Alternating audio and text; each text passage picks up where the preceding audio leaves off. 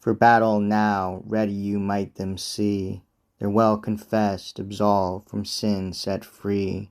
Masses they've heard, communion received, rich offerings to those minsters they leave. Before Carlin now both the two appear, they have their spurs, are fastened on their feet, and light and strong their hauberks brightly gleam. Upon their heads they've laced their helmets clear, and girt on swords with pure gold hilted each. And from their necks hang down their quartered shields, in their right hands they grasp their trenchant spears. At last they mount on their swift coursing steeds, 50,000 chevaliers therefore weep. For Roland's sake, pity for Thierry feel. God knows full well which way the end shall be. Down under X there is a pasture large, which for the fight of the two barons is marked. Proof men are these, and of great vassalage, and their horses unwearied gallop fast. They spur them well, the reins aside they cast, with virtue great, to strike each other dart. All of their shields shatter and rend apart, their hauberks tear, the girths asunder start. The saddles slip and fall upon the grass, 50,000 weep, who that sight regard. Upon the ground are fallen both the knights, nimbly enough upon their feet they rise, nimble and strong as pinnabels and light. Each the other seeks, horses are out of mind, but with those swords whose hilts with gold are lined, upon those helms of steel they beat and strike.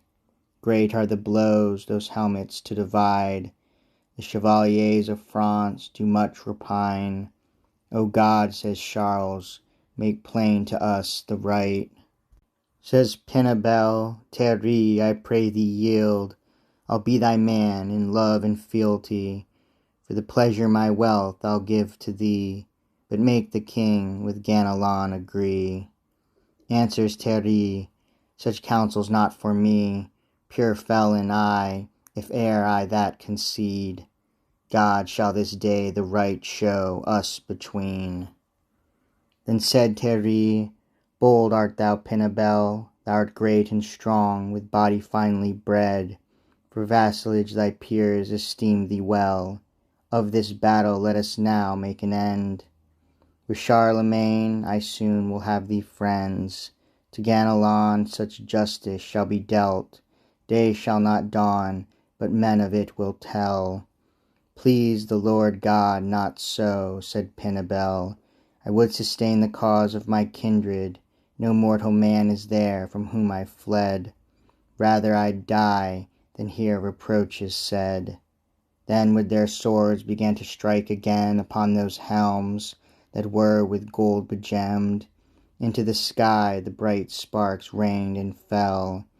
It cannot be that they be sundered, nor make an end, without one man be dead.